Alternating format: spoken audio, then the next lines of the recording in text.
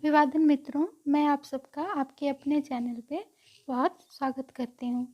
हर महीने की 11वीं तिथि को एकादशी कहा जाता है और पौष मास के शुक्ल पक्ष के 11वीं तिथि को पुत्रदा एकादशी कहा जाता है। कुछ लोग इसे पुत्रा एकादशी भी कहते हैं और इसे पवित्रा एकादशी के नाम से भी जाना जाता है। पौष मास की शुक्ल पक्ष की इस तिथि का बहुत अधिक महत्व है और इसी दिन पुत्रदा एकादशी करने का विधान है। सबसे पहले हम लोग बात करते हैं कि इस दिन पूजा करनी कैसे चाहिए। सुबह उठकर सभी कामों से नित्य के कामों से निवृत्त होकर स्नान करें, फिर विष्णु भगवान के समक्ष व्रत करने का संकल्प करें। और ये तो हम लोग जानते हैं कि एकादशी तिथि विष्णु भगवान को ही समर्पित है और सभी एकादशी में भगवान विष्णु का ही पूजन किया जाता है। इस दिन पूरे दिन आपको भगवान विष्णु का ध्यान करना है और विधि विधान से उनकी पूजा करनी है। ओम गोविंदाय नमः, ओम माधवाय नमः, ओम नारायणाय नमः, ओम नमो भगवते वासुदेवाय। इनमें से किसी भी मंत्र का आप दिन भर जाप करें या विष्णु सहस्त्र नाम का पाठ सुने। उसके लिए भी मैंने वीडियो बनाया हुआ है, मैं लिंक डिस्क्रिप्शन में दे दूंगी। आप चाहें तो विष्णु के 108 नामों का श्रवण भी कर सकते हैं। इस तरह से आप एकादशी का पूजन करें, पुत्रदा एकादशी का पूजन करें और कथा सुने। अब मैं आपको पुत्रदा एकादशी की कथा सुनाती हूँ। कहते हैं एक बार महाराज युधिष्ठिर ने भगवान कृष्ण से पूछा कि आपने सभी एकादशी का महत्व बताकर मुझ पर बड़ी कृपा की है। अब आप मुझे पौष शुक्ल पक्ष की एकादशी का क्या नाम है, उसकी क्या विधि है, पूजा विधि है और उनमें कौन से देवता का पूजन किया जाता है और उसकी क्या कथा है, ये सुनाने की आप मुझ पर कृपा करें। भगवान श्री कृष्ण बोले, हे राजन, इस एकादशी का नाम पुत्रदा एकादशी है। इसमें भी नारायण भगवान की पूजा की जाती है। इस अचर संसार में पुत्रदा एकादशी के व्रत के समान दूसरा कोई व्रत नहीं है। उसके पुण्य से मनुष्य विद्वान, लक्ष्मीवान और पुत्रवान होता है। इससे जुड़ी एक कथा है, सो मैं आपसे कहता हूँ, आप उसे ध्यानपूर्वक सुने। भद्रावती नामक नगरी में सुकेतु नाम का एक राजा राज्य करता था। उनकी पत्नी का नाम सैव्या था। वो हर एक बात में संतुष्ट थे, धन धान्य से भरे हुए थे, राजा ही थे तो क्या कहने। उनके पास सुख विलास ऐश्वर्य के सारे साधन मौजूद थे। भाई बांधव, धन, हाथी घोड़े से उनका राज्य भरा पड़ा था, लेकिन फिर भी उनके मन में संतोष नहीं था, क्योंकि उनकी कोई संतान नहीं थी।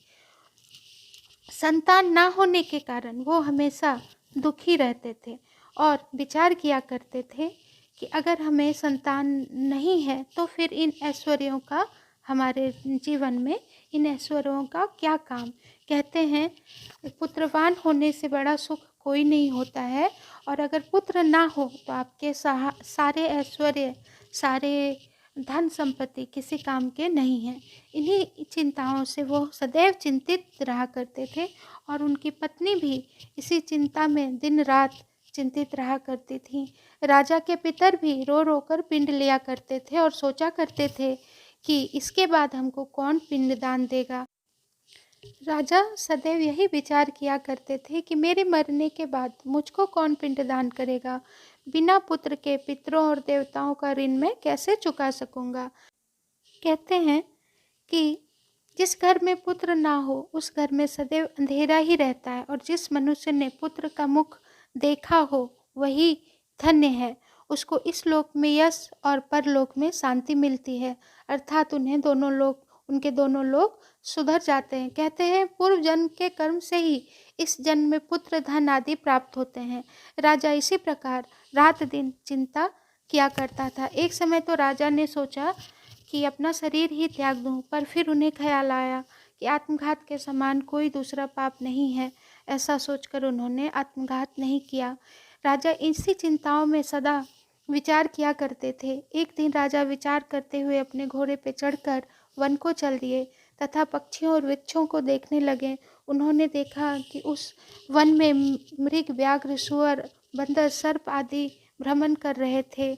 उस वन में उल्लू की ध्वनि सुनाई दे रही थी, गीदड़ के कर्कश स्वर सुनाई दे रहे थे। वन के दृश्यों को देखकर राजा सोच विचार में लग गए कि इसी प्रकार आधा दिन बीत गया। वह सोचने लगे कि मैंने कई यज्ञ किए, ब्राह्मणों को स्वादिष्ट भोजन से तृप्त किया, फिर भी यह मुझको दुख क्यों प्राप्त हुआ है। राजा प्यास के मारे अत्यंत दुखी हो गए और इधर उधर पानी की तलाश करने लगे। फिर उन्हें एक सरोवर दिखाई दिया। उस सरोवर में बहुत सारे सुंदर सुंदर कमल खिले हुए थे और सारस हंस आदि उसमें विचरण कर रहे थे। वह स्थान देखकर राजा के मन को बहुत शांति प्राप्त हुई। जब वो सरोवर के पास गए तो उन्होंने देखा उस सरोवर के चारों तरफ मुनियों के आश्रम बने हुए थे। तब उस समय राजा का दाहिना अंग फड़कने लगा और उन्हें शुभ शकुन समझकर राजा उतर कर मुनियों को दंडवत प्रणाम करके बैठ गए और उन्होंने पूछा, हे मुनिवर, आप कौन हैं और यहाँ क्यों आए हैं।